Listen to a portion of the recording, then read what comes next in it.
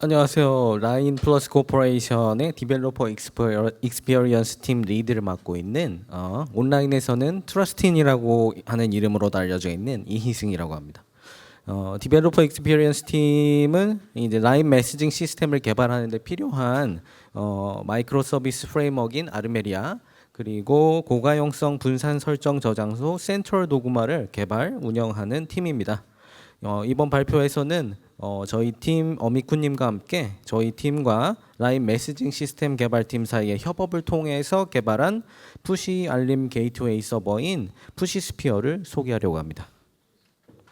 네, 본격적으로 세션을 진행하기 앞서서 본 세션의 흐름을 설명드리면 먼저 메시징 시스템에서 푸시 알림 전송을 구현하면서 맞닥뜨리게 될 여러 도전에는 어떤 것들이 있는지 저희 경험을 공유드리고 그 뒤에는 전반적인 관점에서 디자인이라든가 아키텍처를 소개드리는 것으로 시작해서 그 뒤로는 구체적인 구현 디테일까지 보여드린 다음에 내용 정리 그리고 앞으로의 개발 방향에 대해서 이야기해 보려고 합니다. 네, 그러면 시작해 볼까요? 많은 분들께서 이제 모바일 환경에서의 푸시 알림 전송하면 이벤트 프로모션 등의 용도 등을 떠올리실 텐데요. 그런 용도로도 많이 사용되지만 라인과 같은 인스턴트 메신저에서는 푸시 알림이라는 것이 메시지의 전달이나 음성, 화상 통화의 진행에 있어서 매우 핵심적인 역할을 하고 있다는 점이 좀 다르다고 할 수 있을 것 같아요. 그 중요도를 생각해 보면 할인 이벤트에 대한 통지 같은 경우에는 뭐 놓치거나 전달이 되지 않더라도 보통은 좀 아쉬운 정도로 끝나는데요. 만약 그 사랑하는 아내로부터 중요한 연락이라면 어떨까요? 내용에 따라서는 오늘 저녁이나 내일 아침에 그 여러분의 생명에 중요한 영향을 끼칠 가능성도 배제할 수 없을 것 같습니다. 네. 그 외에도 지진이나 뭐 화산의 분화와 같은 중대한 재해에 대한 알림도 라인 앱에서 전달하고 있기 때문에 이런 푸시 알림이 제대로 전달되지 않는다면 라인 앱의 신뢰에 중대한 영향이 가게 되겠죠. 이렇게 인스턴트 메시징 시스템에서 안정적이고 신속한 푸시 알림의 전달은 말 그대로 이 삶과 죽음의 문제라고 할 수 있을 것 같습니다. 이렇게 안정성과 신속함 두 마리의 토끼를 잡아야 되는 것도 버거운데 사실 저희한테는 세 마리째 세 번째 토끼가 있었어요. 바로 이제 극적으로 증가하는 메시지 발송량이라는 녀석인데요. 다수의 유저가 짧은 시간에 같은 경험을 공유하는 어떤 사건이 발생하게 되면 이 라인 앱으로의 메시지 발송이 이제 수배에서 수십 배까지 치솟게 되는 상황이 발생하게 되는 거죠. 이런 상황에서도 푸시 알림이 안정적이면서 신속하게 전달되도록 하려면 어떻게 해야 될까요? 생각보다 고려할 것이 많겠죠. 그럼 본격적으로 어떤 점을 고려해야 되는지 이야기하기 전에 퀴즈 한번 풀어볼까요? 네. 신년 0시 0분 아니면 지진이 발생했을 때 그리고 상공을 통과하는 인공위성 발사체를 미사일로 착각했을 때 이 셋 중에 어느 쪽의 발송량이 더 많을까요? 혹시 한번 맞춰보실 분 계신가요? 없으셔서 정답을 말씀드리면 네, 지진이었습니다. 네, 자 그럼 계속해 볼까요? 네, 아마 이미 눈치채신 분들도 계시겠지만 저희가 아무리 안정적으로 푸시 알림을 전달하고 싶어도 저희가 통제할 수 없는 부분이 있죠. 바로 애플의 iOS 통지 시스템인 APNS 그리고 구글의 안드로이드 통지 시스템인 파이어베이스 클라우드 메시지입니다. 이들 서비스는 이제 대체로 꽤 안정적인 편인데요.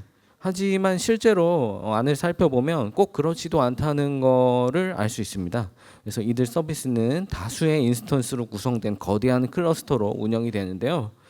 이 클러스터의 전반적인 상태가 양호할지라도 일부 인스턴스가 문제를 일으키는 경우가 상당히 자주 있습니다.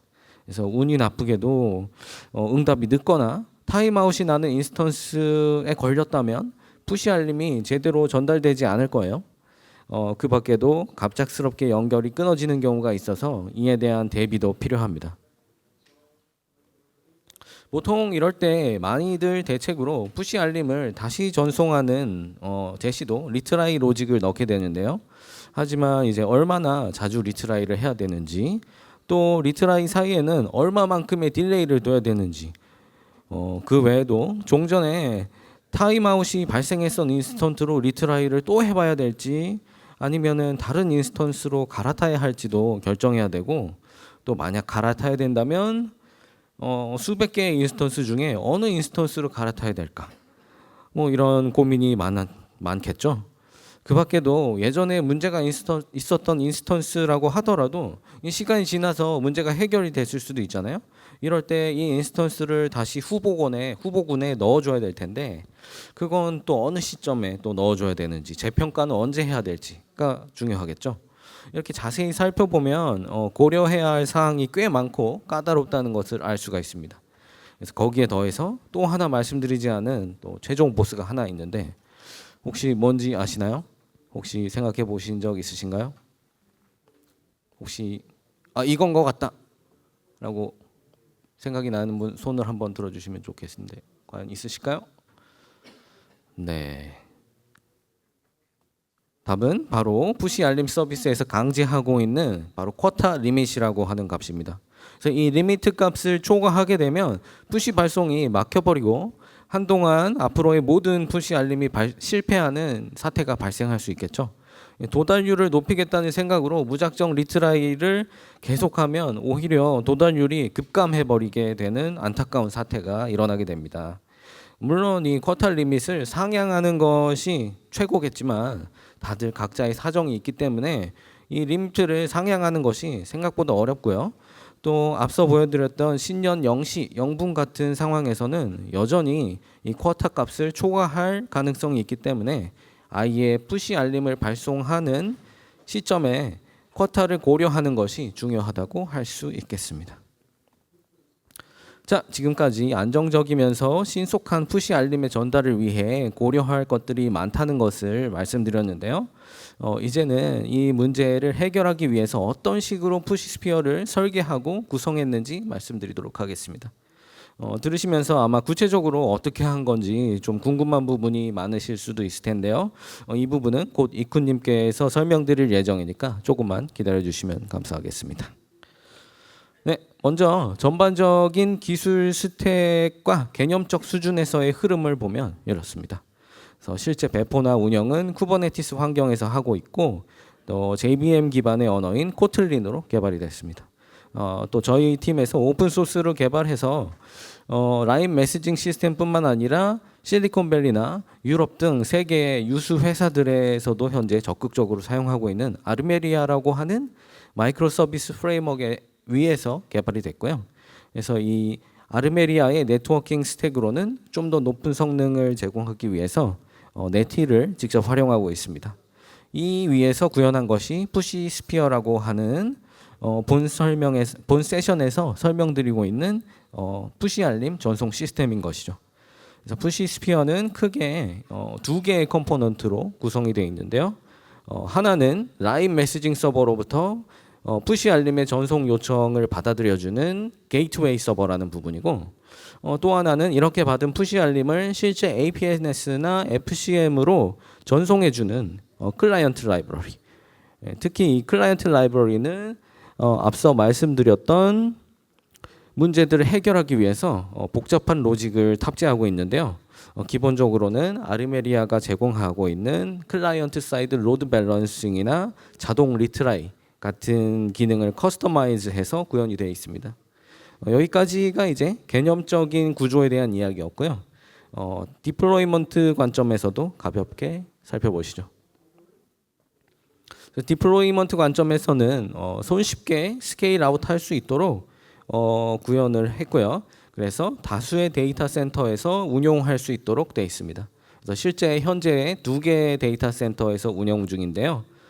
라인 메시징 서버와 이 푸시 스피어 서버 사이에는 각 서버가 자신이 속한 데이터 센터가 어디인지, 그리고 서로의 가용성 상태에 따라 자율적으로 트래픽의 흐름을 조정해주는 존 어웨어 라우팅을 적용해 두었고요. 보통 존 어웨어 라우팅을 구현했다 하면 실상은 엔보이 같은 사이드카를 활용한 경우가 대부분인데, 저희 같은 경우에는 이 부분도 직접 구현했고, 또 이 부분에 대해서 이야기를 이쿠님께서 곧 해주실 예정입니다. 그리고 푸시스피어에서 APNS 그리고 FCM까지 가는 이 구간에서는 이제 문제가 있는 인스턴스, 아까 말씀드렸던 타임아웃이 발생하는 일부 인스턴스들을 즉각적으로 걸러낼 수 있는 로드 밸런싱 로직이 구현이 되어 있습니다. 자, 지금까지 이제 라인 메시징 서비스에서 푸시 알림은 안정적이면서 이제 신속하게 전달하기 위해서 고려해야 할 것들이 뭐고 저희가 어떤 방식으로 문제를 해결했는지 전반적인 수준에서 이해하셨을 텐데요. 하지만 이런 것들을 어떻게 구현했을까 궁금하신 부분도 많았을 것 같아서 이제부터는 이 아웃라이어 디텍션 로직을 직접 구현하신 이쿠님과 함께 본격적이고 구체적인 내용을 살펴보겠습니다. 그럼 이쿠님께 순서를 넘기고 저는 마지막 리캡 부분에서 다시 찾아뵙겠습니다.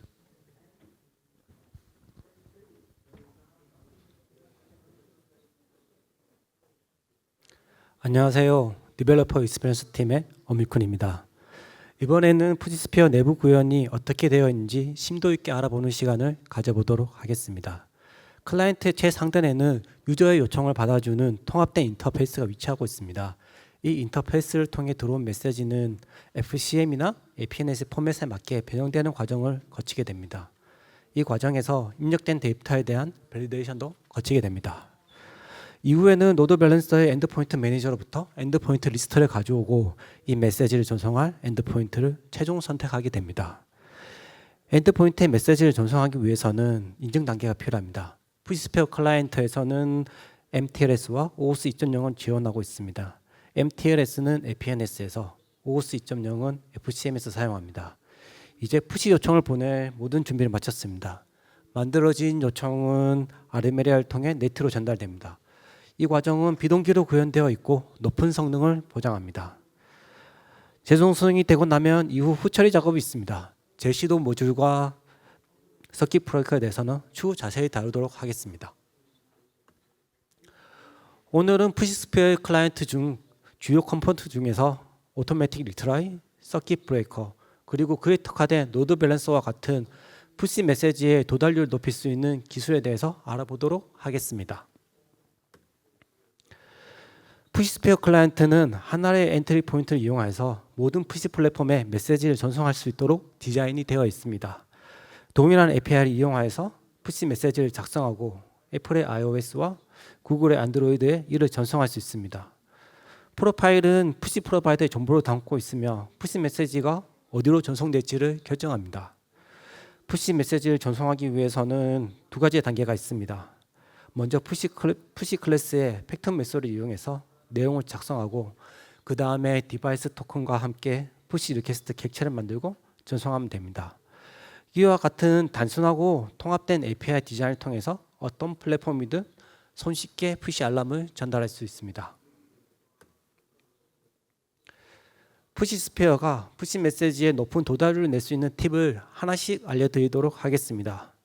푸시스피어 클라이언트는 내부적으로 자체 로드 밸런서를 가지고 있고 부하를 여러 엔드포인트에 균등하게 전달합니다. 기본 전략에는 라운드 로빈이 사용됩니다. 라운드 로빈은 단순하면서도 공정하며 빠르고 효율적인 알고리즘입니다.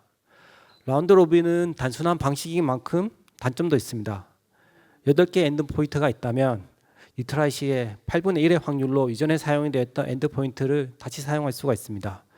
7번 엔드포인트에서 이전에 사용했던 실패했었던 것들이 선택이 되면은 해당 서버가 일시적인 오류가 있을 수 있으니 안 좋을 것입니다.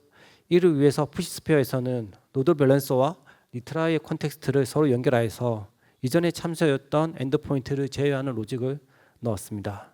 아주 간단한 아이디어지만 특정 서버의 실패에 대하여 탄력적으로 대응하고 도달률을 높일 수 있는 방법 중에 하나였습니다. 두 번째 팁은 레이트 리미터의 쿼터와 리트라이 모듈을 연결하는 것입니다. 이 로직은 파이어베이스와 연동을 하면서 발생한 문제점들을 해결하기 위해서 고안이 되었습니다. 파이어베이스는 분당 전송할 수 있는 최대 메시지량을 각각의 앱에 할당을 해줍니다. 이 값은 구글에 요청한다고 쉽게 올려주지 않습니다. 때문에 쿼터는 귀중한 자원이고 푸시 메시지의 전송 요청은 남발해서는 아니 됩니다. 쿼터를 고려하기 전에는 최대 가능한 리트라이 횟수는 3개와 같이 하드 코딩이 되어 있었습니다. 만약 파이어베이스의 특정 리전 서버가 일시적으로 장애가 발생해서 모든 요청들이 3번씩 리트라이하게 된다면 전체적으로 쿼타를 더 소진하여서 정상적인 서버에 대한 요청도 쿼타가 초과하게 되고 메시지 전송이 실패할 수 있습니다. 구글이 이런 장애를 생각하면 발생하기 어려운 경우라고 생각할 수도 있지만 라인 메신저에서는 이러한 현상이 발생한 적이 있습니다. 특정 리전 서버 장애로 리트라이가 대거 발생하면서 쿼타가 초과되고 전체 푸시 요청이 일시적으로 429 투맨 리퀘스트 응답을 받게 되었습니다. 추가적으로 다수의 요청이 리트라이가 된다면 푸시 프로바이더 시스템에 과부하가 생기고 장애가 더욱더 길어질 수 있을 것입니다. 이를 해결하기 위해서는 리트라이 하기 전에는 현재 쿼타가 얼마 남아있는지 체크하는 로직을 추가했습니다.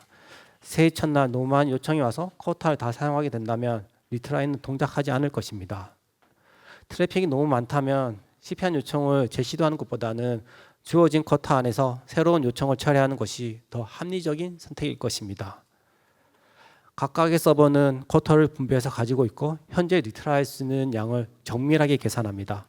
이를 통해서 높은 도달률을 보장하면서 쿼터가 고갈되는 것을 방지해서 균형을 맞출 수가 있었습니다. 세 번째 팁은 엔드포인트 매니저와 서킷 브레이크를 연동하여서 해시 엔드포인트를 지속적으로 로드 밸런서에 제공해 주는 것입니다. 이 알고리즘은 APNS의 DNS 특성을 고려하여서 설계가 되었습니다. APNS와 파이어베이스는 둘 다 헬스 체크를 제공하고 있지 않기 때문에 클라이언트는 모든 엔드포인트를 헬스하다는 가정을 해야 합니다. 특정 엔드포인트가 어헬시하다는 것을 판단하기 위해서는 각각의 엔드포인트마다 서킷 브레이커를 할당하였습니다. 만약 잦은 실패로 인해서 특정 인계치가 넘어서고 서킷 브레이커가 오픈이 된다면 이는 엔드포인트에 전달이 됩니다.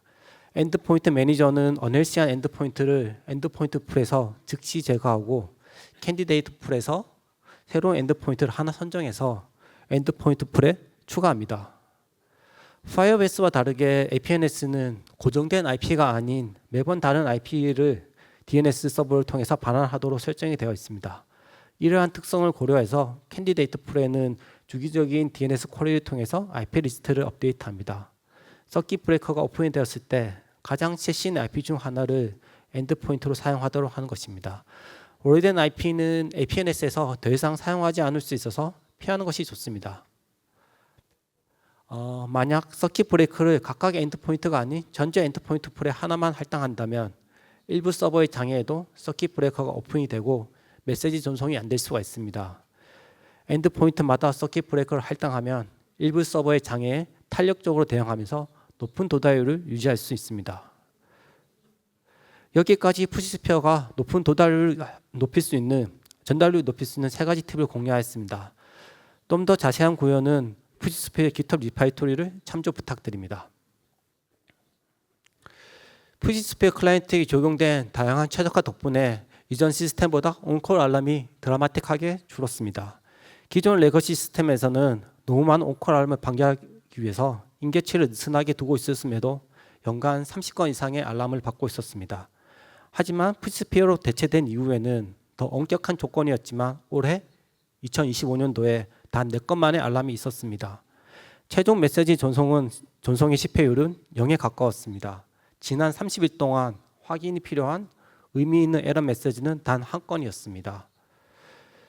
푸시스피어 클라이언트는 온콜 멤버들의 밤을 아주 평온하게 만들어 주었습니다. 푸시스피어 클라이언트에서 발생하는 여러 가지 문제점들을 해결하였지만 푸시스피어 서버의 인프라스트럭처 설계에는 몇 가지 문제점들이 있었습니다. 초창기 하나의 쿠버네티스 클러스터를 운영하였고 그 클러스터 안에는 하나의 L4 로드 밸런서가 모든 라인 푸시 트래픽을 받아서 쿠버네티스 내부로 분배를 하고 있었습니다. L4 로드 밸런서는 트래픽을 균등하게 분배하지 못하였기 때문에 특정 서버의 과부하를 유발할 수 있습니다. L7 로드 밸런서는 푸시스피어 요구 사항인 40만 QPS를 처리할 수 없기 때문에 해결책이 될 수 없었습니다. 또한 L4 로드 밸런서는 싱글 포인트 페일러로 시스템의 취약점이 되었습니다. 효율적인 리소스 분배와 클러스터 운영을 위해서 쿠버네티스를 사용하고 있었지만 단점도 있었습니다. 고립된 네트워크를 가진 쿠버네티스에서는 클라이언트 사이드 로드 밸런싱을 사용할 수 없었습니다. 그리고 더 높은 신뢰성을 보장하기 위해서 멀티 리전이 지원이 되어야 하지만 내부에서 제공되는 쿠버네티스 클러스터는 멀티 리전이 지원이 되지 않았습니다. 이 문제점을 해결하기 위해서는 저희는 이전 소개에서 세션에서 발표되었던 센트럴 도그마 컨트롤 플레인이라는 XDS 기반의 서비스 메시 솔루션을 사용하였습니다. CDCP는 쿠버네티스 환경에서도 클라이언트 사이드 로드 밸런싱을 지원해 줍니다. 이를 통해서 중앙화된 로드 밸런서를 없애고 트래픽을 균등하게 분배할 수 있었습니다. 그리고 싱글 포인트 오브 페일리어도 없앨 수 있었습니다. 실시간으로 새롭게 추가된 엔드포인트가 반영이 되고 동적으로 설정이 업데이트되어 유연한 서비스 운영이 가능하였습니다. 그리고 멀티 데이터 센터와 전웨어 라우팅을 지원해서 가까운 IDC 쪽으로 요청을 보내고 네트워크 지연을 최소화하도록 도움을 줬습니다. 최종적인 아키텍처입니다. 라인 메시징 서버들은 센트럴 도그마 컨트롤 플레인에서 XDS 프로토콜을 이용해서 엔드포인트 정보를 가져옵니다. 그리고 이를 이용해서 프록시리스 서비스 메시를 형성하고 쿠버네티스에 있는 노드의 포트로 바로 트래픽을 전송합니다. 이제 모든 트래픽은 균등하게 분배가 되고 네트워크 노드 중간에 싱크 포인트 오브 페일러가 없습니다. 재난 상황에서도 푸시 메시지는 안정적으로 전송이 될 것입니다. 여기까지 장애 시에도 높은 도달을 보장할 수 있는 푸시스피어 클라이언트의 구현과 푸시스피어 서버의 아키텍처에 대해서 알아보았습니다.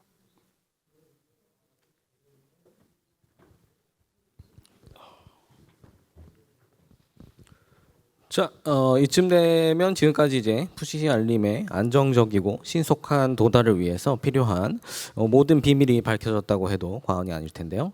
마지막으로 가볍게 정리해보고 앞으로 이 푸시스피어라고 하는 시스템을 어떻게 진화시켜 나갈지 말씀드려 보려고 합니다.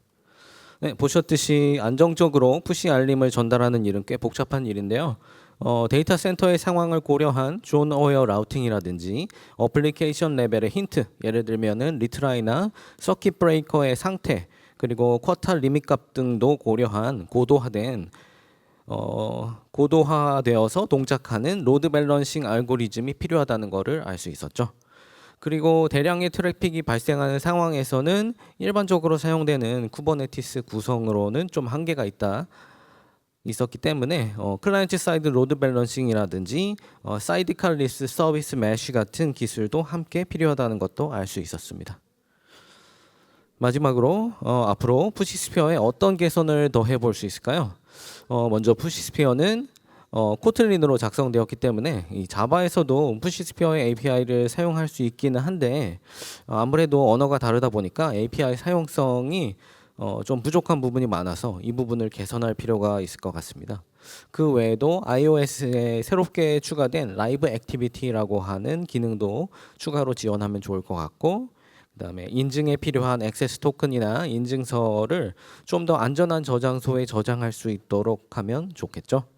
그 외에 현재 GitHub에 소스 코드가 공개되어 있긴 한데요. 아무래도 조금 부족한 부분이 있어서 진정한 오픈 소스라고 부르기에는 좀 힘들어서 이 부분도 좀 개선해 보려고 합니다.